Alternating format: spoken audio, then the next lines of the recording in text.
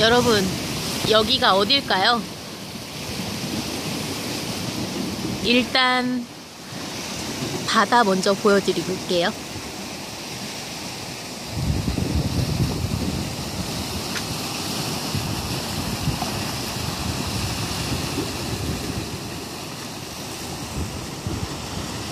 멋지죠? 여기는 모슬포항이에요. 제주도에서 마라도 갈 때 여객선을 타야 되는데 그 항구예요. 지금은 9월 27일 오후 1시 13분이고요. 저는 1시 55분 배를 예약했어요. 마라도 한번 가보려고요. 이번에 제주도에 왔는데요. 다른 목적은 없었고 마라도를 한번 꼭 와보고 싶었어요. 그래서 일단 제주도를 왔고 이제 마라도를 가려고 했는데 어제는 또 비행기가 배가 풍랑주의보 때문에 지금도 좀 파도가 세죠? 그래서 풍랑주의보가 내려가지고 배가 결항됐어요. 첫날에 왔을 때는 예약을 안 해서 못 갔죠. 와, 파도 너무 멋지지 않습니까? 자동 힐링돼요. 그리고 이번 여행의 목적은요, 그냥 하염없이 바다 바라보기? 이런 것도 있었고, 또 이렇게 지금처럼 파도가 치는 한적한 해변에서 책 읽어주는 여자 녹음하기, 마라도 가기, 뭐 요 정도였었거든요. 오늘 읽을 책은요, 그 아이템북스의 한 권으로 읽는 이야기 세계사 보고 있잖아요. 그래서 이 중에서 오늘 6번째 챕터예요. 6번째 챕터, 파도 장난 아니죠? 중세 유럽의 붕괴와 십자군 원정에서 첫 번째 단락이요, 십자군 전쟁이거든요. 이거를 읽어드리도록 할게요. 제가 휴대폰 거치대를 안 갖고 와가지고 조금 화면이 불안정해도 양해 부탁드릴게요. 6번째 챕터 6. 중세 유럽의 붕괴와 십자군 원정. 11세기 경에 유럽에서 활발히 일어난 기독교인들의 성지 순례 운동은 11세기 말에 십자군 운동으로 나타났다. 이 무렵 예루살렘은 터키의 영토였는데 이슬람교를 믿는 터키인들은 기독교 성지 순례자들에게 많은 해를 입히기 일쑤였다. 그러자 로마 교황 우르반 2세는 성지를 되찾기 위해 11세기 말부터 13세기 후반에 이르기까지 7회에 걸쳐 십자군 원정을 했다. 이 원정이 실패로 끝나자 교황의 권위는 땅에 떨어졌고 교회에서도 돈을 받고 죄를 면해주는 면죄부를 파는 등 성직자들의 타락으로 말미암아 기독교인들의 신앙이 식어가기 시작했다. 십자군 원정에 따라 먼 곳까지 상업과 공업 활동이 활발해지기도 했지만 제후와 기사들이 오랫동안 집을 떠나 있는 바람에 자신들의 영토를 제대로 관리할 수 없었다. 새롭게 나타난 시민 계급과 왕권이 몰라보게 강해졌다. 이렇게 중세 유럽이 무너져 가던 시기에 유럽에 페스토가 번져서 인구의 3분의 1 정도가 죽어갔다. 게다가 영국과 프랑스 사이에 100년 전쟁이 일어나기도 했다.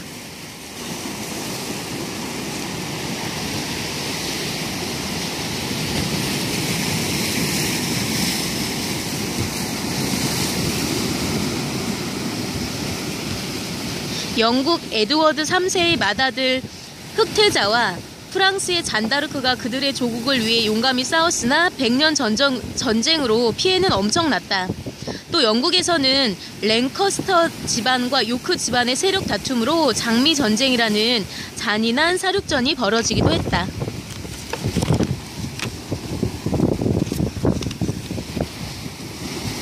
십자군 전쟁.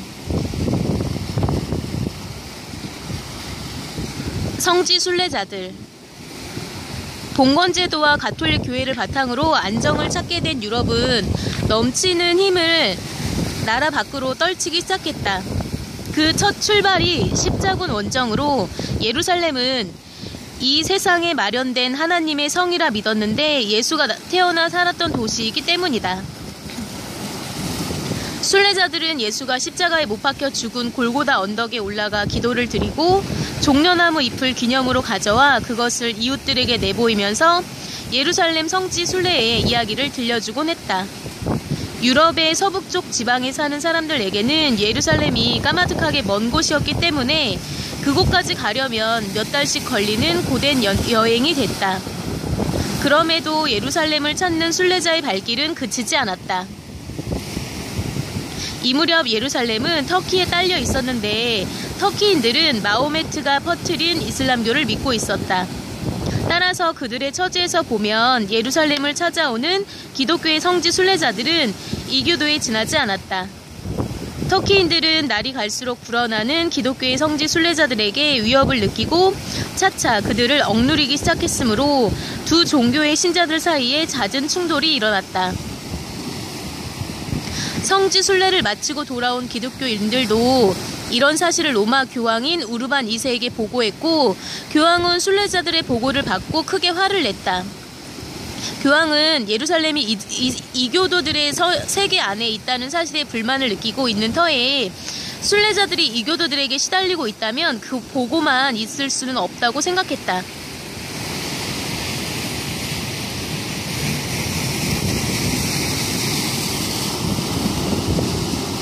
10세기의 중앙아시아에서 이슬람 제국으로 옮겨 열렬한 이슬람교의 신도가 된 셀주크 투르크족이 세력을 키워 바그다드를 점령한 후 이슬람 제국을 다스리게 되자 성지 순례를 방해하기 시작했다.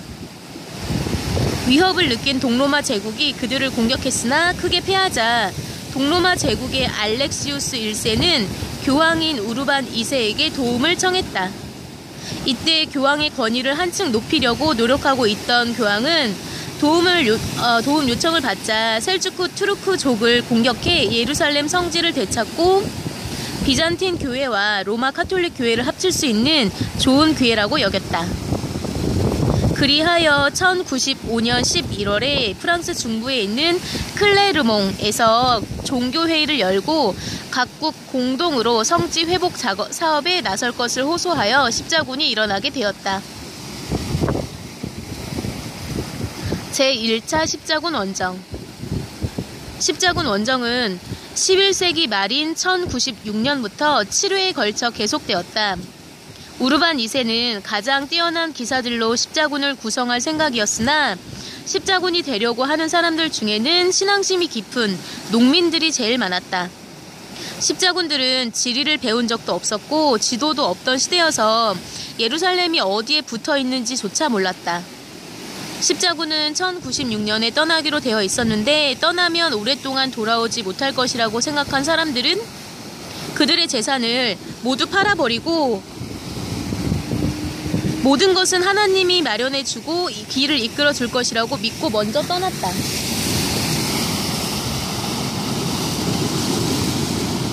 수천 명의 오합지졸의 십자군은 도나우 강을 건너 발칸반도와 콘스탄티노플을 거쳐 아시아로 건너갔다. 이때 예루살렘에 있던 이슬람 교도로 이루어진 군사들은 십자군을 맞아 싸운 끝에 전투 경험이 없는 그들을 곳곳에서 거의 전멸시키고 말았다. 교황이 몸소 조직한 정규 십자군이 떠난 것은 1096년의 이른 가을이었다. 정규 십자군의 국왕들은 참가하지 않았으나 영국과 프랑스에서는 국왕의 형제들과 함께 그 무렵에 이름을 떨치던 기사들이 참가했다. 이들 십자군의 수는 흔히 수십만 대군이었다고 말하지만 사실은 기병 5,000명과 보병 15,000명 정도였고 예루살렘을 공격한 군사들의 수는 3분의 2 정도였다고 한다. 십자군의 주력 부대와 비잔틴군은 서로 힘을 합쳐 예루살렘으로 가는 길목에 있는 도시인 안티오키아를 공격하기로 약속했다. 비잔틴군이 아무 연락도 없이 빠지는 바람에 할 수 없이 이탈리아 도시들의 도움을 받아 2개월 동안 싸운 끝에 겨우 안티오키아를 점령했다. 십자군에게 안티오키아의 점령은 매우 중요했는데 그것은 안티오키아를 아무 저항 없이 지나 곧바로 예루살렘으로 쳐들어갈 수 있게 됐기 때문이다. 십자군은 비잔틴 군에게 배신당하자 그들의 황제와 모든 관계를 끊고 이탈리아의 도움을 받으며 유럽인의 힘으로 예루살렘을 회복할 수 있었다. 제1차 십자군 원정으로 예루살렘은 회복되었고 순례자들은 예루살렘 성벽에 기대어 벅찬 감격에 쌓여 흐느끼면서 하나님의 은혜에 감사드렸다. 십자군은 제1차 원정에 성공한 뒤에 지중해 동쪽 기슭에 예루살렘 왕국을 세우고 로렌의 성주 고드프르에게 그 왕국을 다스리도록 했다. 그리고 원정에 참가했던 십자군 병사들은 예루살렘 순례를 마친 뒤 그들의 고향으로 돌아갔다. 그러나 제1차 십자군 원정의 승리는 오래 계속되지 못했다. 유럽에서는 각 나라의 형태가 아직 갖춰지지 못했기 때문에 교황의 지휘를 받으며 기사들의 행동을 통일할 수가 있었는데 이슬람 쪽에서는 십자군의 침입을 막을 만한 조직과 실력 있는 지도자가 없었다. 그러다가 12세기에 들어서면서 이슬람군이 반격을 시작했다. 유럽인들이 거룩한 전쟁으로 생각하고 예루살렘을 회복했듯이 이슬람 쪽에서도 빼앗긴 예루살렘을 되찾는 것이 그들의 의무이자 거룩한 전쟁이라고 생각한 것이다. 이슬람군의 세력이 커져서 예루살렘 왕국이 위태롭게 되자 유럽에서는 제2차 십자군을 조직했는데 프랑스 왕 루이 7세와 독일의 콜라드 3세가 십자군에 참가했다. 그러나 십자군의 주력 부대는 소아시아에서 이슬람군을 맞아 크게 패했으며 시리아의 수도인 다마스쿠스 공격도 완전히 실패로 끝났다. 제1차 십자군 원정의 승리로 세운 예루살렘 왕국은 12세기 후반에 들어서면서 나날이 쇠퇴해 갔다. 이슬람 쪽에서는 이집트를 세운 살라딘 왕이 북아프리카, 시리아, 예멘을 다스리고 있었으며 1187년에는 예루살렘 왕국을 공격하여 서울인 예루살렘을 빼앗고 말았다.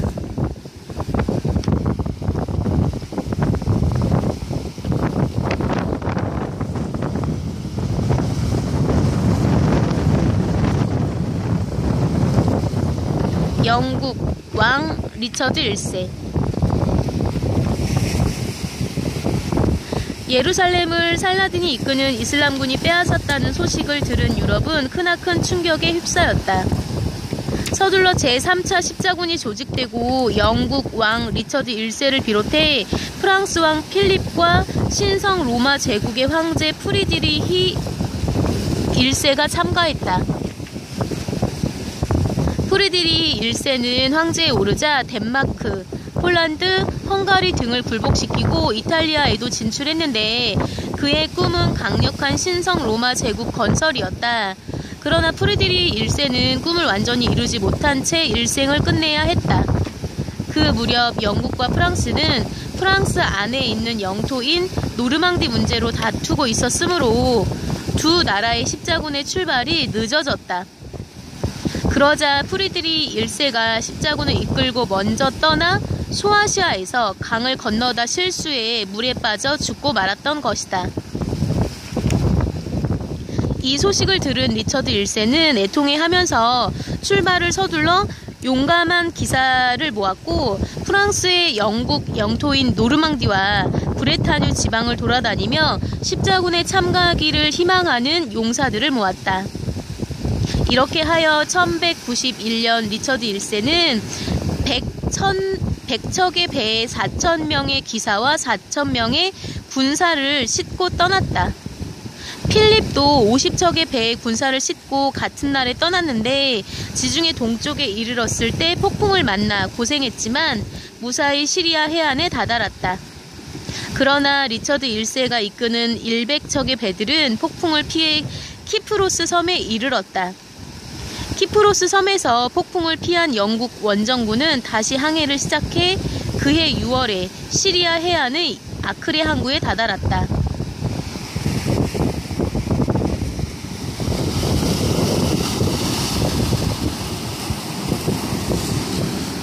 예루살렘을 이슬람군에게 다시 빼앗긴 뒤 기독교와 이슬람 사이에는 예루살렘을 놓고 싸움이 계속되고 있었다.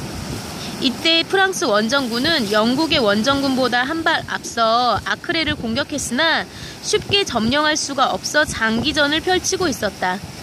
이럴 때 리처드 1세가 8,000명의 군사를 이끌고 왔으므로 프랑스군의 사기는 하늘을 찌를 듯이 올랐다.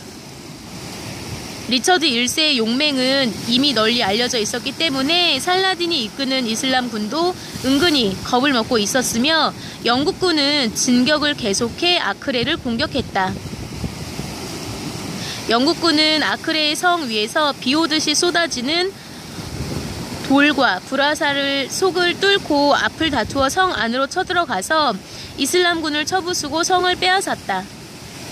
그런데 프랑스군과 신성 로마 제국군은 아크레를 빼앗은 후 곧 그들의 나라로 돌아가 버렸으므로 리처드 1세가 이끄는 영국군만이 예루살렘 회복에 나서게 되었다. 1191년 가을 영국군과 이슬람군이 아릅스프에서 맞붙게 되었는데 이 싸움에서 영국군은 마침내 승리를 거두었고 예루살렘 근처에까지 이르렀다. 갑자기 사나운 소나기가 마치 양동이로 물을 붓는 것처럼 쏟아졌다. 영국군들이 꼼짝을 못하고 있는 동안에 사막의 생활에 익숙한 이슬람군이 일제히 공격했으므로 이번에는 영국군이 여지없이 패하고 말았다. 예루살렘을 바로 눈앞에 두고 패한 리처드 1세는 억울해 입술을 깨물었지만 어쩔 수 없이 물러나는 수밖에 없었다. 이듬해 8월 영국군과 이슬람군은 지중해 야파에서 맞섰는데 이때 영국군은 고작 50명의 기사와 2,000명의 군사뿐이었다. 리처드 1세를 비롯해 모든 영국군이 죽음을 각오하고 있을 때 뜻밖에도 살라딘이 선물과 편지를 보내왔다. 그 무렵 리처드 1세가 또다시 풍토병에 걸려 고통받고 있다는 사실을 알게 된 살라딘이 자기의 일처럼 걱정하며 위로의 편지를 보냈던 것이다. 살라딘은 편지에서 존경한다는 말과 함께 친구가 되기를 바란다고 썼다. 이때 영국에 남아서 형인 리처드 1세 대신 나라 일을 맡아보던 존이 프랑스 왕 필립과 손을 잡고 영국 왕의 자리를 노린다는 소식이 전해졌다. 깜짝 놀란 리처드 1세는 순례자들이 자유롭게 예루살렘에 드나드는 것을 허락해 달라는 조건을 내걸고 살라딘에게 휴전 제의를 했다. 결국 우호 협정이 맺어졌으며 제3차 십자군 원정은 예루살렘을 회복하지 못한 채 신도들의 자유로운 출입만은 보장받는 데 그치게 되었다. 리처드 1세는 모든 일이 끝나자 영국군을 이끌고 귀국길에 올랐으나 항해하다가 지중해에서 또 폭풍을 만나 표류하다가 간신히 목숨만 건져 이탈리아 해안에 다다랐다.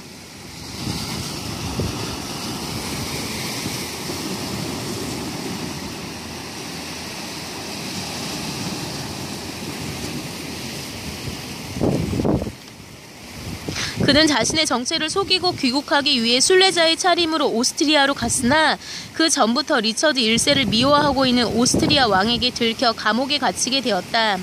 오스트리아 왕은 리처드 1세를 풀어주는 조건으로 많은 돈을 영국에 요구했으나 형 대신 잠깐 왕 노릇을 하고 있던 형의 불행을 오히려 기뻐하면서 오스트리아 왕의 요구를 거절했다. 리처드 1세가 평소에 특별히 아끼던 신하 가운데 브론텔이라는 시인이 왕을 구하기 위해 신하들과 의논해 몸값을 마련한 뒤에 오스트리아 왕에게 주었으므로 왕은 5년 만에 영국으로 돌아올 수 있었다. 영국 왕의 자리에는 그의 아우 존이 버티고 앉아 있었다. 리처드 1세는 그 후 귀족이자 전설상의 인물인 의적 로비누스의 힘으로 존을 쫓아내고 다시 왕이 되어 훌륭한 정치를 베풀었기 때문에 백성들에게 존경을 받았다. 자기의 아우를 충동질하여 왕의 자리를 빼앗게 한 프랑스 왕 필립을 용서할 수는 없었다. 게다가 십자군 원정 때에도 서로 다툼이 있었기 때문에 군사를 이끌고 프랑스로 건너가 여러 해 동안 프랑스군과 싸웠다. 이 싸움에서 리처드 1세는 언제나 앞장을 섰으나 불행하게도 큰 부상을 당해 1199년 42세의 나이로 세상을 떠났다.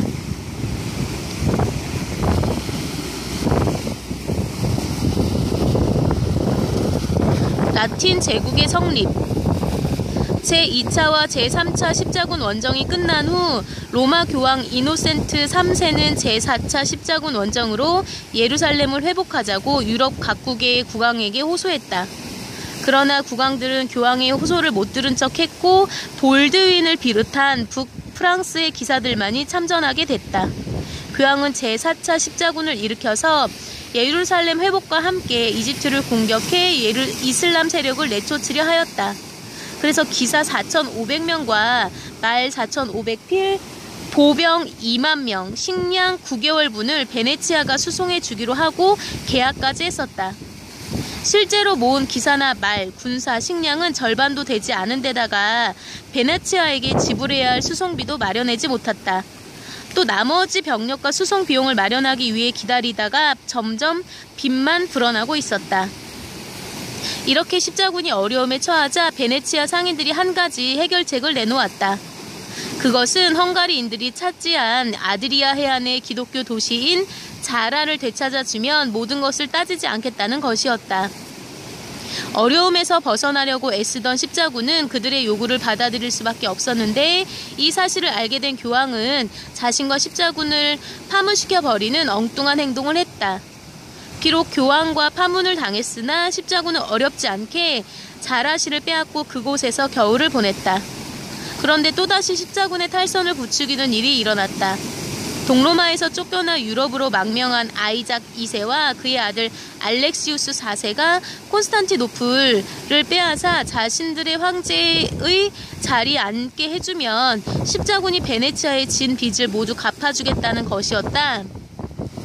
또 십자군의 이집트 원정을 도와줄 뿐만 아니라 그리스 정교회를 로마 교황청과 합치게 하겠다고 제안했다. 이 제안을 받아들인 십자군의 북프랑스 기사들은 아이작 2세와 그의 아들의 제안대로 해주었으나 약속을 지키지 않았을 뿐더러 다시 반란이 일어나 두 사람은 살해되고 말았다.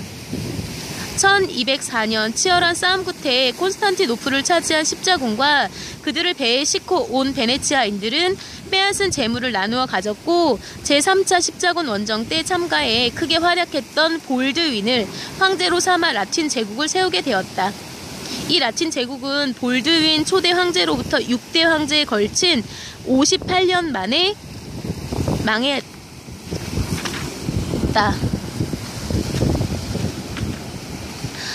여기에서 지금 십자군 원정이 결산 요 단원 하나가 남았는데요. 배 시간이 다 됐어요. 그래서 이거는 다음 시간에 마저 읽어드리도록 하고요. 화면이 많이 흔들렸을 거예요.